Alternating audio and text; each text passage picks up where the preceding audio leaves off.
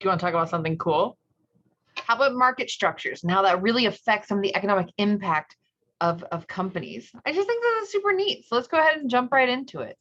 So let's talk about market structure and concentration, how the market's actually structured. Is this a monopoly? Is this a perfect competition? Do we have 6 or 7 people in the market? Do we have dozens of people in the market? How concentrated are there? Is most of the market power in one firm, or does every firm have an equal voice at the table? Some of this information is so crucial to understanding just how not only companies relate to one another, but how individuals relate to companies. So let's think a little bit about what we're going to go through today. And this will probably be 3 videos. We'll figure it out. So the first one's going to be talking a little bit about an overview on market structure and measures of industry concentration. The second part is going to be looking at conduct and pricing behavior. How do businesses conduct themselves, and how do they end up pricing or behaving in the public domain? The next will start going into different types of firm structures. So there's the idea of perfect competition, which is one extreme where there are so many buyers and sellers in the market that no individual buyer or seller really has the ability to protect or to affect prices. All the way to the other extreme where we have monopolies, where there might be only one provider of a good or service and that they have full control over their pricing strategies. So everything in between we're also going to talk about. Most of these are monopolistic competition. These are what we most commonly see in industry today, where there are a lot of firms, but there are going to be few that have more power than others, and there's not going to be an unlimited number. We can still differentiate in between different types of products. Alrighty, so let's go ahead and get on into it with just a really interesting one. Just thinking about how do we analyze industries? Well, first, when we analyze industries, everything that we need to know can be broken down into three main points. Now, what we need past that gets into the math, it gets into the creativity, it gets into the relationships, it gets into spreadsheets. But the basis of industrial analysis can be really put into market structure, first and foremost. How many firms are in this industry? What's the concentration? Does one firm have a huge voice, or do lots of firms have an equal voice in the industry of how things are created? Is there one front runner who's doing a majority of the changes? Is there one firm that's really lagging behind that has a majority of the market share for people who aren't as into the newer technology, but maybe the well-established technology? What is the technology? What are the cost conditions? Is it expensive for them to change what they're producing, or is it relatively cheap for them to switch in between a variety of different goods and services? What are the demand conditions? Is this something that people want right now? Is it something that they can wait for? Is it something that's going to be a fad? Is it something that's going to be long-standing? And how easy is it for companies to enter and exit the market? The ability to start, for example, like a pin company where you make pins, pretty easy, right? Kind of easy. Now, starting an airline, that's not. That's millions and millions of dollars. That's establishing relationships with the Federal Aviation Administration. That's getting permission from multiple levels of government to exist. That's getting permission from existing firms to be able to exist with different routes, having contracts with different airports. So there's some industries that are really easy to enter into, while there's others that are very difficult. So understanding the market structure is a very big part of our industrial analysis. It allows us to know, what does the firm look like in comparison to the other firms? How is it acting within this space? And speaking of how it's acting, when we start talking about specific firms, we need to think about how they are conducting business. So we just call this conduct. It's sort of a blanket term of how we describe the outward appearance of a firm, right? How do they price their goods and services? Are these expensive luxury items, or are these budget items that you might be able to get at a Dollar Tree or a Big Lots? Do they have large advertising campaigns, or is it like Cracker Barrel? That's a series of like southernish type restaurants that only are about 30% of their entire advertising budget just goes to roadside billboards. Is it a roadside billboard company, or is it something like T-Mobile, who primarily uses commercials on different types of platforms? So they don't only have television commercials, they have commercials when it comes to YouTube. They have commercials when it comes to being able to like watch videos for credit on your Google Pay account, right? So how the advertising is done in between these industries and how they conduct themselves is also very different. Then we have to think about their research and development. Is this a company who they are just following the status quo using research and development that's already out there, or the industry norms of what goods and services look like? Or is this a company that they put a lot of money into research and development? They want to be the first ones to develop a new product. We also have to think about the merger activity. So when we're analyzing a firm and we start talking about that firm, we need to think, okay, well, did they recently go through a merger? Do they ever plan to go through a merger? Are they a company that they want to operate in their own space, or are they wanting to purchase competitions? If you were around in the 70s, 80s, or 90s, KB Toys was a huge discount toy warehouse. Well, they ended up, and they were in every single mall back when people went to malls. They bought so many smaller toy companies throughout the entire United States.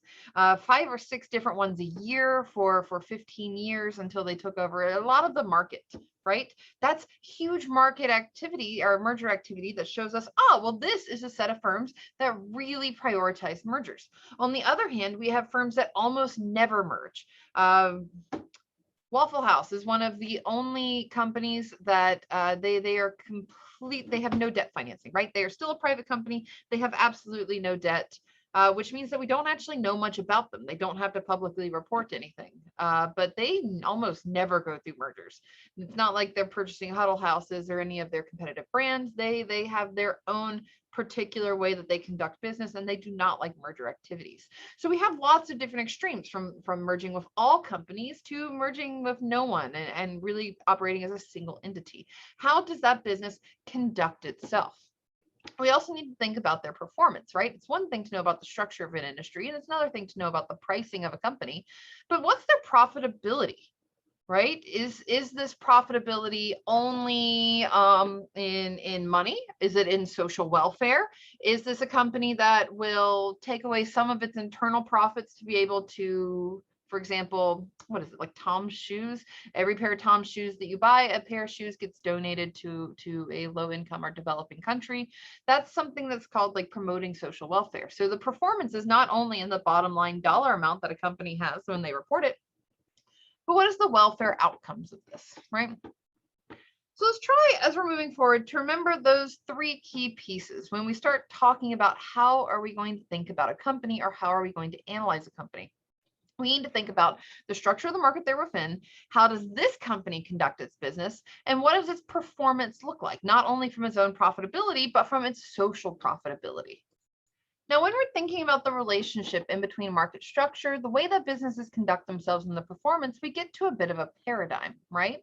So the structure, conduct, performance paradigm is just the idea that each feature of the market impacts the next decision to be made.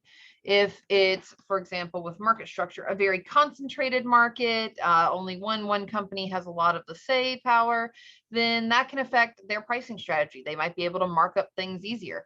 If they are a company who for a long time has enjoyed a market structure where it's heavily concentrated, they might be more likely to have merger activity. They might be more likely to care about profitability when it comes to nominal amounts. If it's something that instead is a monopolistic competition, there's more companies involved, certainly not so many that you don't know each independent one, but there's more companies than just one in an area. This sort of market structure might affect, well, how do we promote ourselves? Maybe we should advertise in a different way. Maybe we should give back to social welfare. So some of our profits might be spent trying to rehabilitate this, or might be able to try to make this piece better for the purpose of trying to get customers. So performance and how well a company does, that can affect the structure of the industry. How businesses conduct themselves in their merger activity, that can affect the structure of the industry, and so on. The structure can affect the conduct and performance itself. The paradigm just means that these 3 pieces are interrelated. You can't really think about each of them independently. We kind of have to think about how each one works together, because each feature of the market impacts the next big decision to be made. We cannot make a decision purely off of the structure, saying, that is a monopoly industry. We're going to start our company and compete with them. Well, we can't make our decision based purely off that. We have to think about, okay, what is the profitability? right? What's the performance that we could have here? How would we advertise? How would we get into this industry? There's so many other questions that we cannot make any business decision based off of just one. We also have to think about the idea of feedback. How does feedback affect the structure, conduct, and performance of a business? By feedback, I mean individuals or other businesses or people in the market who can give feedback onto how a company performed. I'm sure many of you have had the same experience I have with Spectrum, where sometimes it doesn't always go great, right? And you're on the phone for too long and you are just enraged and nothing's going well. And that sort of feedback might deter other people from getting Spectrum services. Then there's the other side where, for example, I had Time Warner Cable once, which was absolutely terrible, moved up here and got Spectrum, and the customer service is slightly better. That's sort of feedback saying, oh, okay, well, actually, y'all aren't that bad. Like, I'm not super happy with your service, but it's way better than other service that I have had. That sort of feedback can also affect not only the performance of the firm, but how the firm conducts itself, right? Conduct can affect the market structure. Is this a firm who responds well to their customers? Is this a firm who promotes advertising related to social engagement or corporate social responsibility? Is this a firm who's very standoffish and they have just atrocious customer service? Which, tangent, by the way, there's been some really cool studies that have come out in the past few weeks that I just want to mention for a second, because, you know, most of your professors, they're researchers, is their first job. Most of these new studies have been showing the fact that oh, where did my brain just go? Oh, that's why companies sometimes have terrible customer service, is because it's better for the bottom line profit. It turns out that if people are so irritated having to talk to customer service that they'll just say, ugh, I'm throwing my hands up, I'll just buy a new thing. There's no way for me to just sit in customer service to get my tablet fixed. I'm tired of it. I'm just going to buy a new tablet. And it turns out when enough people do that, it's very profitable for the firm. So having bad customer service sometimes helps companies, so they purposely do it. It's fascinating to think about. But anyways, back to the feedback critique. Market performance. So we said that conduct can perform or can affect market structure, right? So if you're a good company and people like you, it might be a heavily concentrated industry. More people might go to your business and not seek out other businesses.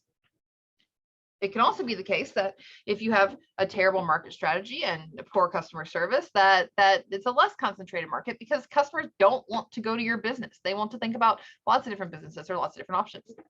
So this conduct can affect the structure of the market. But likewise, market performance can also affect conduct. If you are a very profitable company, this can affect how well you can advertise. This can affect how well you can engage with your customer market. So what the basis of this is saying is there's no one-way causal link. We can't say for sure that one piece affects the other piece. Turns out they all kind of inter-affect each other, right? Market structure affects how you have to conduct yourself in a business, and how you conduct yourself in a business affects your profitability, and that profitability affects the market structure, and so on and so forth, almost like a feedback loop, right? So the feedback critique is not only on how people respond to your business, but on the same idea that the different pieces of our measurements or our industry analysis can affect each other.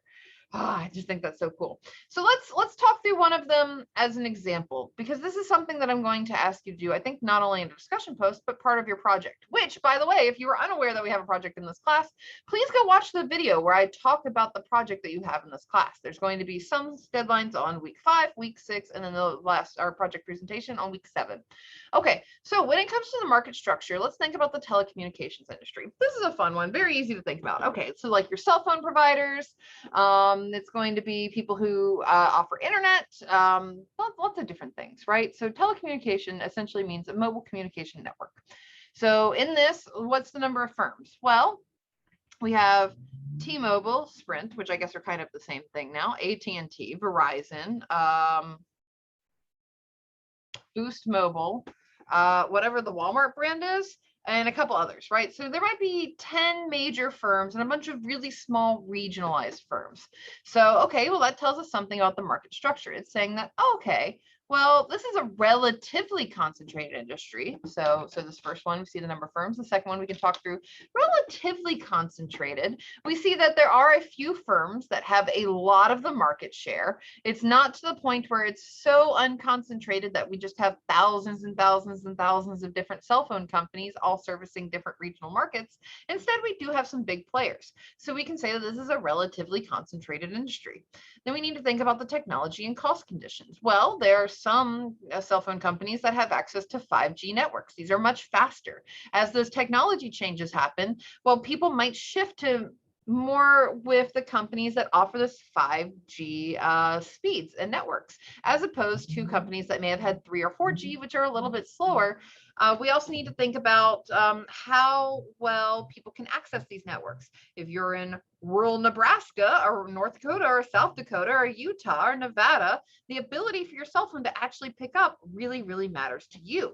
So you may be more likely to go to firms in which they service rural networks. So technology and the availability of technology in the telecommunications industry is crucial to their market structure. But it also says where certain companies are successful and others are not.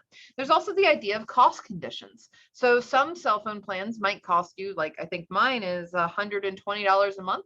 That's kind of expensive. That's not really affordable for everybody. Well, on the other hand, there might be people who also go to Boost Mobile or might go to some of the smaller telecommunication networks that cost $30 or $40 a month. So there's different cost conditions too onto which sort of companies provide which levels of services and how people end up choosing which one of these markets to go with. It doesn't make sense to have one firm that provides the 5G, the 3G, the low impact plans, the high impact plans, the rural access, the suburban access, the urban access. A lot of that's a little bit too much for one firm, right? So this market, there's some sort of competition. Because of this competition, we see that there's some amount of concentration and that some of this might lie in technology and cost conditions, how people feel in between them. We also have the idea of demand conditions. How are people demanding our goods and services? Well, telecommunication, that changes rapidly, right? People want the newest and best technology. They want access to the newest and greatest phones. There's demand conditions where we need to think about, okay, well, who are the people that we're servicing and how are they demanding this product? If they don't care about their phone, then you can just do really, really well at having, what were those phones that had the walkie-talkies in them? Like Nextel phones from the 90s.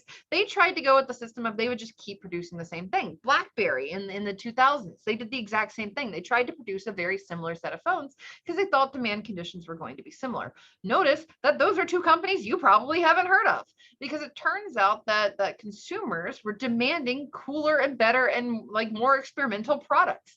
They wanted bigger iPhones and better cameras, and they wanted applications. They wanted to get rid of the keyboard. We didn't need QWERTY anymore. We had it on the screen. And those were demand conditions which affected the market structure. It made it so that different companies rose and other ones fell because of the way that people wanted to purchase. Now, we need to also think about the ease of entry and exit. You can't just go put up a cell phone tower, right? And you can't just go start a cell phone company or a telecommunications company. So there are barriers to entry for this. It's not something that's very easy of like, okay, in my kitchen, I go make soap and then I have soap and then I can sell soap like everybody else. That's something with a low barrier to entry. Telecommunications has a high barrier to entry. You have to set up contracts. You have to put in a lot of money to having this fixed capital, such as your cell phone towers everywhere.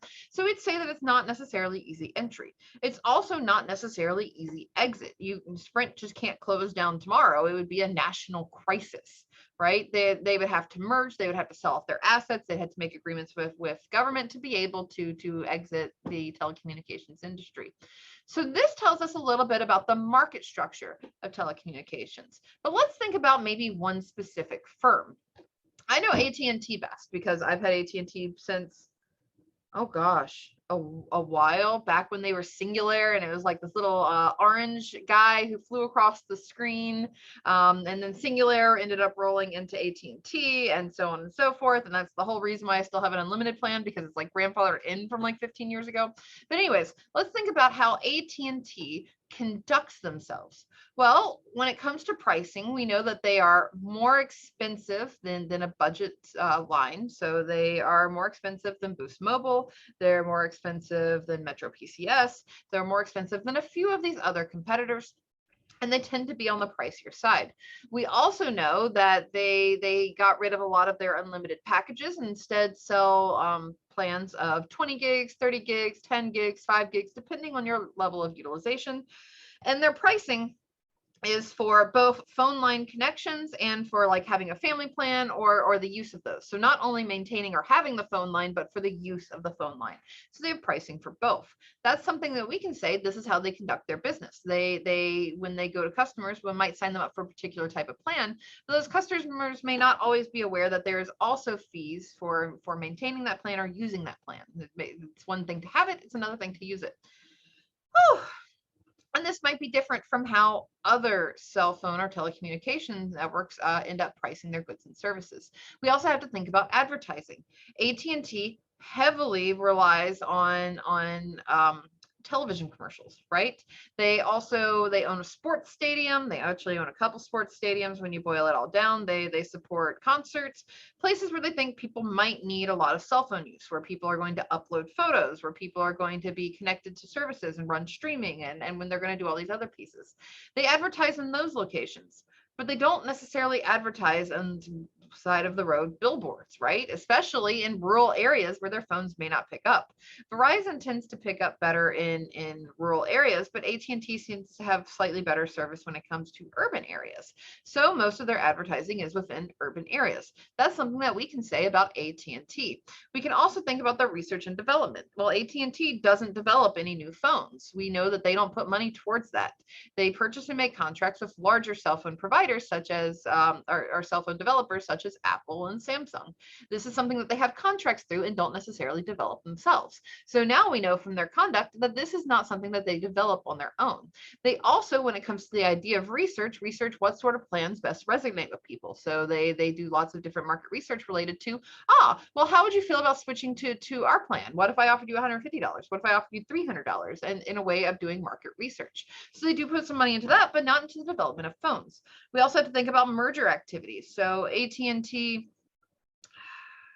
gosh, I'm just rusty at this point, because I used to be able to tell you the history of how they broke apart and they got back together, and then Bell South was in there a little bit there for a while when we had all the different Bell companies that split up. Anyways, AT&T, they on multiple occasions have broken into a variety of smaller companies. Then they've merged together into larger companies. Now they are at a level where they are so large that if they wanted to merge with another company, it would have to be approved by the SEC, so the Securities Exchange Commission. So they don't go through mergers very often anymore, because it's highly unlikely that they would be approved for a large merger. They would be considered a monopoly at that point. And the government has, when we're talking about regulation in week 6, we'll talk a lot about this, but the government tends to not like monopolies for essential uses such as telecommunications. So we know that their merger activity has been relatively stagnant in the recent 10 years, right? We also have to think about their performance, both in profitability and social welfare. So AT&T, they make a lot of money, right? They're an extremely profitable company, but they don't do as much on social welfare. So they don't invest money into local baseball teams. They don't give cell phone access to low-income neighborhoods for each plan that you purchase in a high-income neighborhood. They don't focus as much on the social welfare activity. They instead just focus on the bottom line profitability part. So now we can really describe AT&T, right? We know about the market structure in which they operate in. We can tell you the conduct of that independent firm, and we can talk about the profitability. We know, because they're a highly profitable firm, that this will affect their industry concentration. Their industry concentration affects their ability to have better technology. That better technology affects their way of being able to price for things and how to advertise for things. So each of these are interconnected with one another. Yes, I know these lectures are a lot of talking. I promise we'll get to drawing out some graphs pretty soon, but this is things that we have to think about first. So when we're thinking about the idea of how concentrated that industry was, I just told you, like, yeah, it's relatively concentrated, but maybe we need to come up with some equations to be able to better understand or utilize what these numbers really mean. What is a number that we can put to concentration? Is it 0.2, 0.8? What would those possibly mean for each other? So one way that we can think about this is the Rothschild index. So we're going to look at the Rothschild's index and the Lerner index. These are ones that you'll probably become familiar with as you continue the course of your MBA, because it's a way of being able to look at the demand for a product of an individual firm relative to an industry, right? So in that, the Rothschild index, I'm just going to call that R because we're going to have some tables coming up and it says R index, and that's because it's a little long to write out. But the Rothschild index measures the elasticity of industry demand for a product relative to that of an individual firm. Now let's think about what that actually means. Let's break down these individual pieces. Measures the elasticity of an industry demand for a product relative to that of an individual firm. So that means that we're going to be looking at two different situations and comparing them together. The first is the elasticity of industry demand. That means, how does the quantity demanded by individuals, what the percentage change in that is relative to the percentage change in prices across the industry, right? So if the industry increased prices 10% overall, how does that affect the amount of people who are looking for those services and those providers, the quantity of services and goods that they are demanding, right? Relative to the individual firm. So how does a percentage change in price for that individual firm affect the percentage change in quantity demanded for that individual firm? So it's looking at the behavior of the people who go to that business relative to the industry overall. So for example, people don't really leave the telecom industry, right? Like, you always have to have a cell phone. You might change what company your cell phone is serviced through, but like, you're still going to have a phone. It's almost impossible to operate nowadays without one. I know a couple of professors who have been going through the experiment of trying to go 2 years without a phone for a paper, and they are miserable. They are absolutely unhappy in every way. And I am not envious of that, right? So in that case, when we're looking at a comparison on how individuals would respond to a price increase for an individual firm relative to the total industry, that's really important, right? Because if prices go up for telecommunications overall, well, quantity demand is not going to change. It's going to stay about the same. Everybody's still going to have a cell phone, even though the industry prices went up. Now, that's the elasticity for the industry, right? But what about the elasticity for an individual firm? Well, if AT&T comes up to me and they said, hey, we raised prices by 15%, here's your new bill, I'm going to be calling Verizon, right? Or I'm going to be calling T-Mobile or anybody else because I'm not paying that increase. That means that the quantity demanded relative to changes in prices for an individual firm might be much more elastic, right? So it's elastic in your views on one firm. If one firm raises their price, you're going to be more likely to look at other firms. But the elasticity of the industry as a whole might be very inelastic. You're still going to have a phone even if it costs more. You're not going to completely leave the telecommunications industry. When we compare those two measures, the elasticity of the individual firm and the elasticity of the industry, that's how we get the Rothschild's index. So Rothschild index R, is just the elasticity of the total market. So in that one case that we just had, it might be relatively close to 0, right? Divided by the elasticity of an individual firm, which for ours might be much larger. Well, a 0 divided by a large number, that's something closer to 0, right? If it's 0, that means that it's closer to perfect competition. People have other options. They can switch away from this firm and they can go to other firms if prices are not doing what they need them to do, but they may not leave the industry, right? So that's when we get all the way to 0. On the other extreme, we have all the way at 1, where how responsive they are to an individual industry is the exact same as how responsive they are to an individual company. That means that that company is the industry. That is a monopoly. And then we have all the measures in between that 0 and 1. So don't worry, we're going to have a few examples of that. But when an industry is comprised of many, many, many firms all selling similar products, the R index tends to be closer to 0. That's the important part to know here. So let's give you an example. So let's think about the price elasticity of demand in the Rothschild index. Whew, that's a lot to say, isn't it? So in the first column, we have a list of industries. We have food, tobacco, textiles, apparel, paper, chemical, and rubber, because you need to think about how the different industries look. In the middle, or within this first one, we have the elasticity market demand. So are people willing to move away from that product, right?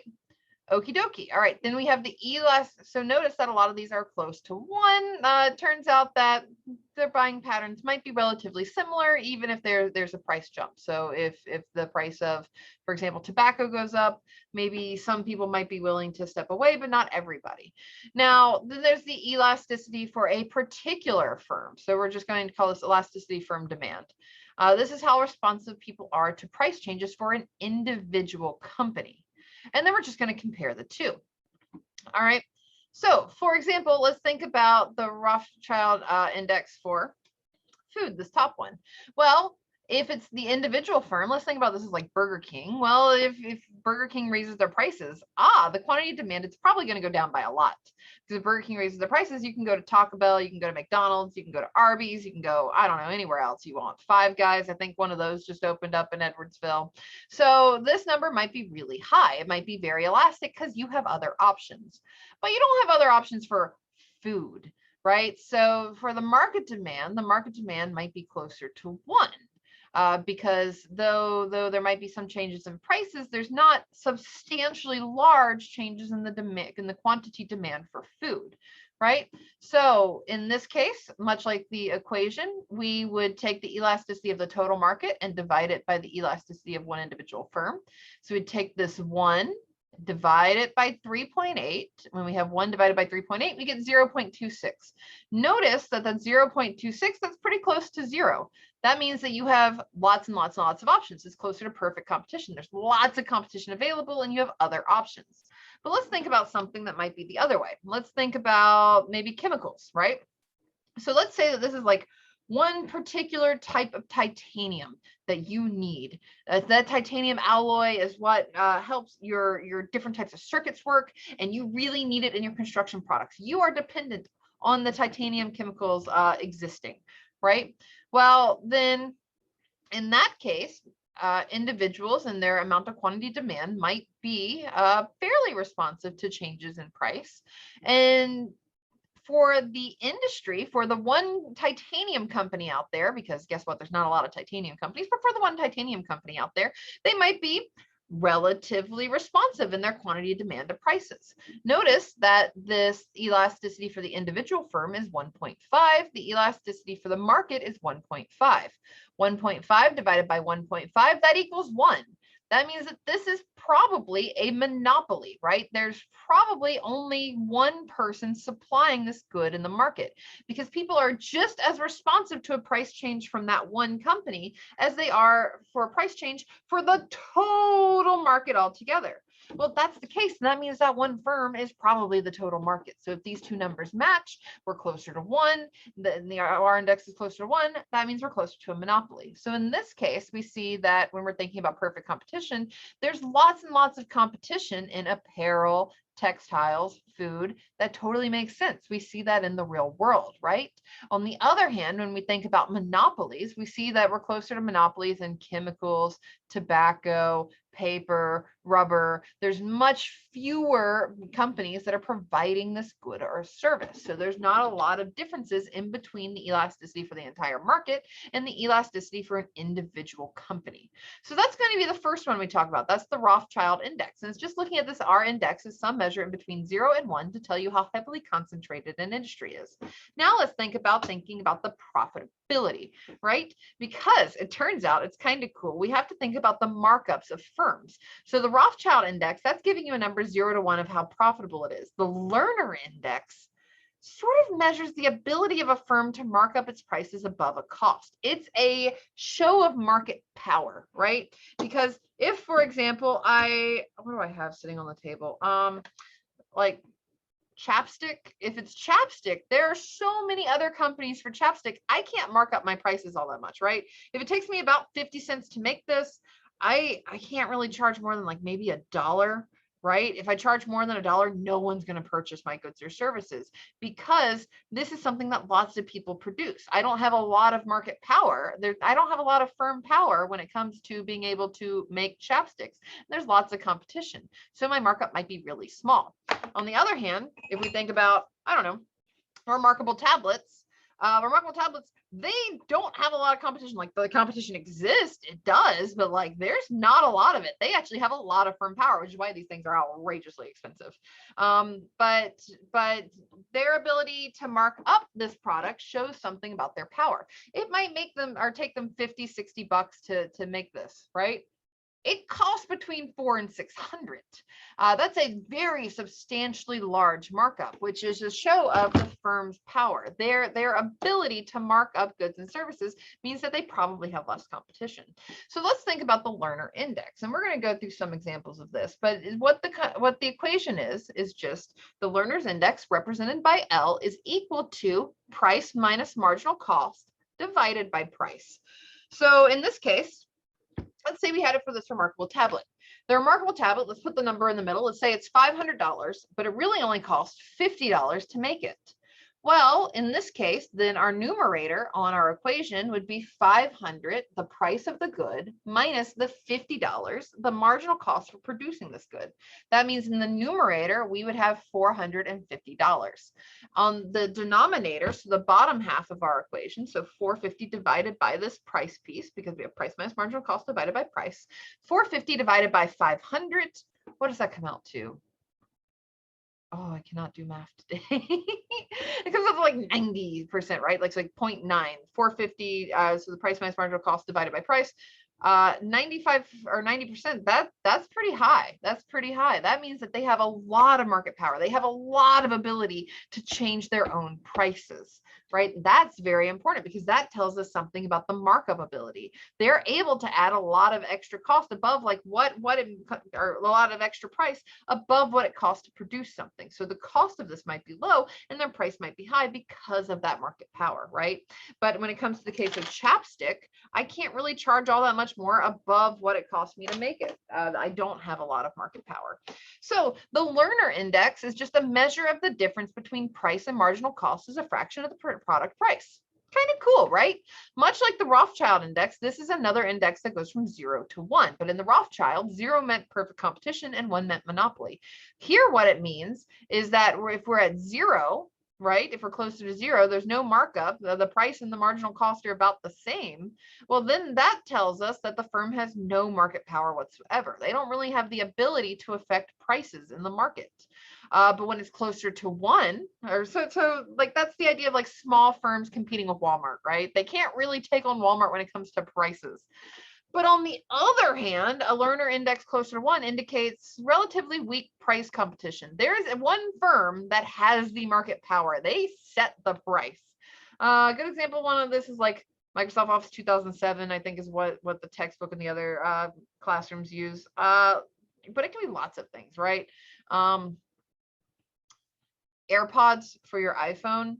I don't have an iPhone, but the people who have iPhones, they're really into their AirPods, right? Like they have custom like containers for them and everything.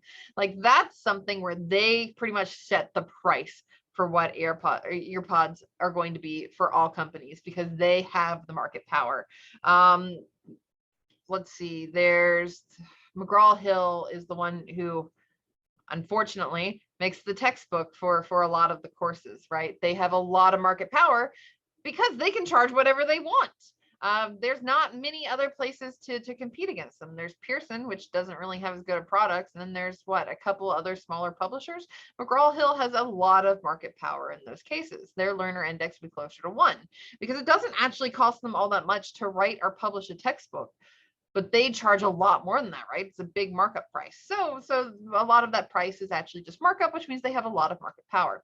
So the learner index tells you how much power does this firm have. The Rothschild index tells you how concentrated is this industry. So a little bit more on this markup factor, right? Because markup, it's a very important thing to think about, especially as you're about to go into your future roles as managers. You're going to want to know about, well, can I charge a lot? Can I charge a little bit? Does it make sense for me to double the price of my hotel room? Does it make sense for me to charge 10% more for this essential item that everybody needs? That kind of depends. And the markup factor is just one sort of way of thinking about what can that price be, the difference of price and marginal cost. So from the learner index, the firm can determine the factor by which it should price over marginal cost. If you know that you have a lot of market power, right? You know that learner index should be closer to 1. If you have the full ability to mark up something. So you can think about what that's going to be relative to your marginal cost. Okay, well, that means, let's see, if it costs me, I don't know, $50 to make this remarkable tablet, how much can I really charge above that? So if my price is 600, what would that mean for my learner index? If it's 0.9, which you get from the $500 tablet and the $50 to make it, well, that's saying that I must have a lot of power in this industry. Is that true or not? When the learner index is, for example, in the one that I'm showing on the screen, when we rearrange it and we think about coming up with a price relative to that marginal cost, right? So do we need to write this out? We probably don't need to write this out. It's a very easy equation. But if we rearrange this, notice that we have the learner index on one side and we're thinking about the price on the other. So if we wanted to isolate price, then we'd move price over, we'd divide the learner index out, we'd move price again, we'd multiply by the learner index, lots and lots of pieces. I'm always going to give you just the equation. We would know that the price for our individual firm is some function of the marginal cost times 1 divided by 1 minus the learner index number. So the learner index number, if it's closer to 1, we would notice that we would be able to charge a lot more above marginal cost. And if it's closer to 0, we wouldn't charge much more above marginal cost. The price would be about what that marginal cost is.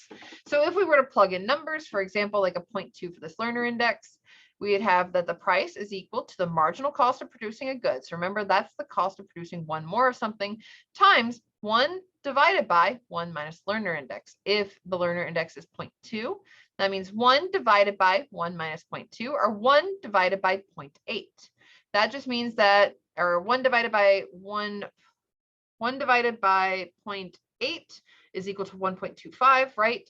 So the price and the markup that we can afford, things that we can take to the market relative to how much power our firm has, is just equal to this marginal cost, how much it costs me to produce something, times 1.25. So if I have a relatively low market power of 0.2, the maximum that I can really charge in a markup is 1.25 times the amount of what it costs me to produce that next one of a good or service. That's kind of cool. That's sort of neat to think about, right? So let's think about the learner index and markup factors. So each of these, is you just plug it into the learner index into the equation, these are the markup factors that you get. But what does it really mean, right? Because what I need you to know is, how does this matter? So for food, the learner index is 0.28. Maybe a company such as Burger King doesn't really have all that much market power because they're only one company out of a whole bunch of different companies. So their price, or the amount that they can mark up, for example, a burger is 1.35. That means for a $4 it costs to make a burger, they can charge 1.35 times as much as that $4 it costs to make it. So maybe their costs are a little bit closer, like $5, right? Or not price. Their price is a little bit closer to $5. While on the other hand, we might have something much closer to 1. So let's think about like tobacco. Well, tobacco, I think there's only like 3 companies in the tobacco industry. I'm not really sure about that, but I know that there's very, very few, right? So their learner index might be very high. They have a lot of market power to determine prices themselves. If their learner index is closer to 1 and very, very high, that means their markup factor can be a lot. It might cost them $1 to make a pack of cigarettes, but if their markup factor is 4.17, they could charge $4.17 for that, and that could be relative to their markup. So that's just what this connection is. When we have a number of the learner index, the closer it is to 0, the smaller the markup factor. The closer it is to 1, the larger the markup factor. It's just a measure of how much influence they have over price, how much power they have over price, and how much they can manipulate it. So when we go back to our telecom example, what would happen if we did have an influx of competition? So we talked about what telecom would look like if we had only a few firms, and we were thinking about AT&T, and we were sure what things are like right now. Right now, if the market does not change at all, no new people come in, we have a good idea of the market concentration. We have a good idea of the ability for companies such as AT&T, Sprint, T-Mobile, Verizon to raise or mark up their prices above what it costs them to actually produce something, right?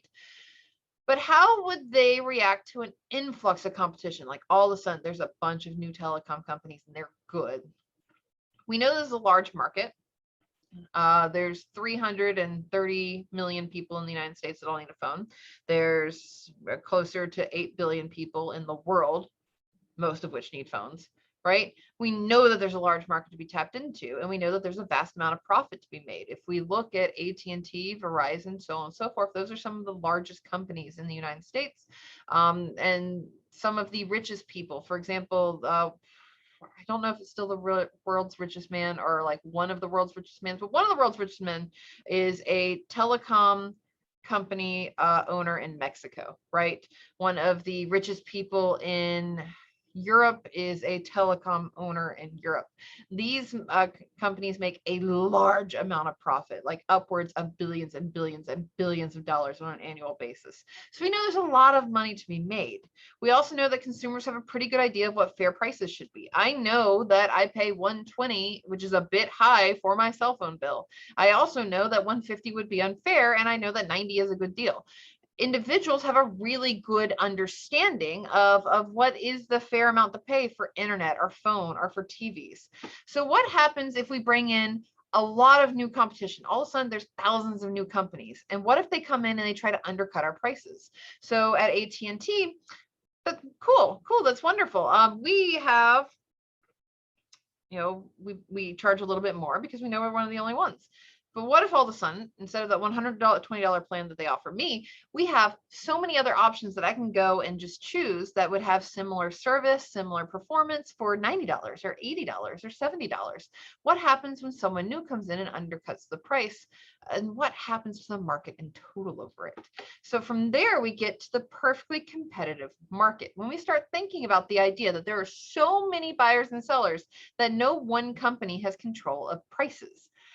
But let's stop that right here, because I feel like this is a really good stopping point before we get into modeling the difference between perfectly competitive models and monopoly models. So with that, thank you so much, and I'll see you in the next video.